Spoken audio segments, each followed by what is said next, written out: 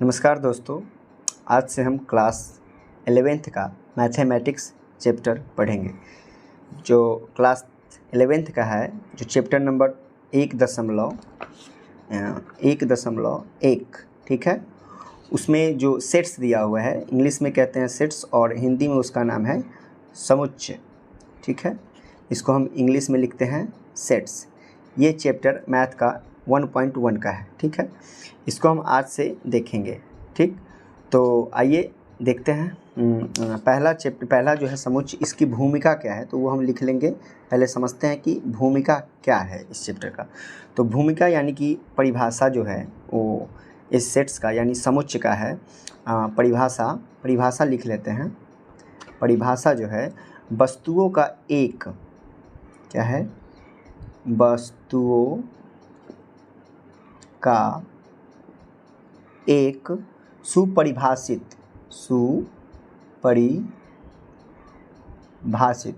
सुपरिभाषित संग्रह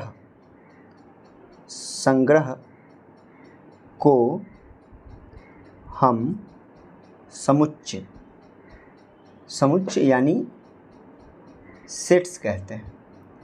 अब देखिए, ये सुपरिभाषित संग्रह क्या है। सुपरिभाषित यानी कि जो क्लियर हो, यानी कि जनवरी से लेके दिसंबर तक ये सुपरिभाषित है। ए से लेके जेड तक ये सुपरिभाषित है। जैसे आप नोट्स में लिख सकते हैं कि समुच्चय को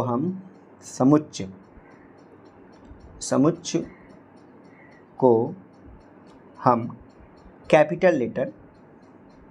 कैपिटल या स्मॉल कुछ भी हो सकता है, capital letter A B dash से जेड तक को प्रदर्शित करते हैं, ठीक है। प्रदर्शित करते हैं या किया जाता है, उसको हम क्या कहते हैं, सेट्स कहते हैं। जैसे आपको पता है कि ए बी सी डी यहाँ से लेके जेड तक होता ही है, तो ये क्या है, सुपरिभाषित संग्रह है। इसको हम सेट्स कहते हैं। क्या कहते हैं, सेट्स कहते हैं। जैसे एज फॉर एग्जाम्पल हम देखेंगे, एग्जाम्पल के तौर पर हम लेंगे तो देखिए, एक सप्ताह में एक पॉइंट आपको हम देते हैं कि एक बताइए कि एक सप्ताह में कितने दिन होते हैं, तो 7 दिन होते हैं। एक सप्ताह में 7 दिन होते हैं। ये सुपरिभाषित है कि एक सप्ताह में 7 दिन होते हैं, 8 दिन नहीं होते हैं, ठीक है। और एक और हम दे देते हैं आपको, एक देते हैं एक एग्जाम्पल कि एक महीने में 35 दिन होते हैं। कितने दिन होते हैं, 35 दिन होते हैं। अब आपको पता लग गया होगा कि इसमें मतलब समुच्चय कौन है, सेट्स क्या है, क्योंकि ये यूनिवर्सल ट्रूथ है, यानी कि ये सच्चाई है। मतलब सुपरिभाषित है कि एक सप्ताह में कितने दिन होते हैं, 7 होते हैं, तो ये समुच्चय है। और एक महीने में 35 दिन होते हैं तो नहीं, 30 या 31 या फरवरी 28 या 29 दिन का होता है, तो ये क्या है, गलत है। तो जो चीज़ जो फैक्ट नहीं हो उसको इस तरह से हम याद कर सकते हैं। जो फैक्ट है एकदम है तो उसको हम क्या कहेंगे, समुच्चय कहेंगे। जो नहीं है उसको समुच्चय नहीं कहेंगे। जैसे एक सप्ताह में कितने दिन होते हैं, 7 दिन होते हैं, तो 7 दिन तो होते ही हैं। और एक महीने में 35 दिन जो कभी नहीं होते हैं, तो ये समुच्चय नहीं है। और ये क्या है, समुच्चय है, यानी सेट्स है। जैसे कि अब इसमें जैसे सप्ताह में कौन कौन दिन होते हैं, रविवार, सोमवार, मंगलवार, बुधवार, ठीक है, बृहस्पतिवार, शुक्रवार, शनिवार, ठीक है। ये 7 दिन होते हैं। ये क्या है, सेट्स है। और इसको भी हम, ये जो डे है इसको भी हम कहते हैं, वो क्या कहते हैं हिंदी में, तो अवयव पद। क्या कहते हैं, अवयव पद। क्या कहते हैं, अवयव पद कहते हैं। तो ये समुच्चय है। समझ गए। तो समुच्चय क्या होता है, वस्तुओं को परिभाषा जो होता है, वस्तुओं का एक सुपरिभाषित संग्रह को हम क्या कहते हैं, समुच्चय कहते हैं, यानी सेट्स कहते हैं। क्या कहते हैं, सेट्स कहते हैं, ठीक है।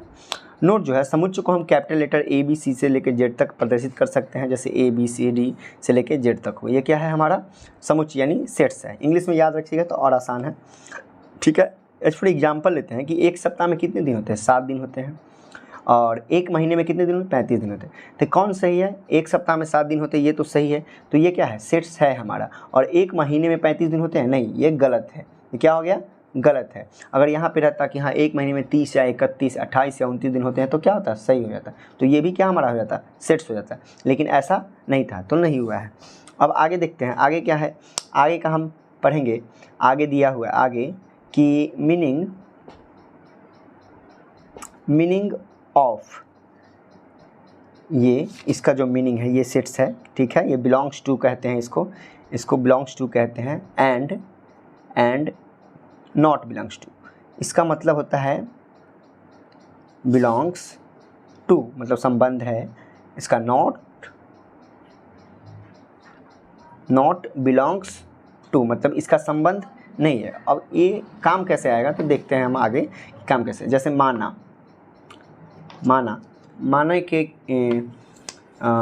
मान लेंगे कि मान लीजिए हम कैपिटल ए जो है हमारा ये A B C और D के बराबर है। क्या है? कैपिटल ए हमारा small a b c d के बराबर, मतलब इसके बराबर ये है। तो आपसे अगर पूछ दिया जाए कि मान लीजिए ऐसे लिखा है और आपसे पूछ दिया जाए कि a डैश a, तो बताइए इस दोनों के बीच में संबंध है या नहीं है? तो देखिए a यहाँ कैपिटल है और यहाँ स्मॉल है, मतलब दोनों बराबर है, तो दोनों के बीच में संबंध है। तो ये हमारा, इससे हम डिनोट कर देंगे कि हाँ संबंध है। अब आगे जैसे कि अब बताइए कि E, ठीक है, E डैश A, इस दोनों के बीच संबंध है। तो देखिए यहाँ पर D तक है, E नहीं ना दिखाई दे रहा है, तो यहाँ तक E जो है इसके बीच संबंध नहीं है, मतलब नॉट बिलोंग्स टू। ये हो जाएगा बिलोंग्स टू और ये हो जाएगा नॉट बिलोंग्स टू, ठीक है। तो आगे फिर हम देखते हैं। धन्यवाद अभी के लिए, थैंक यू।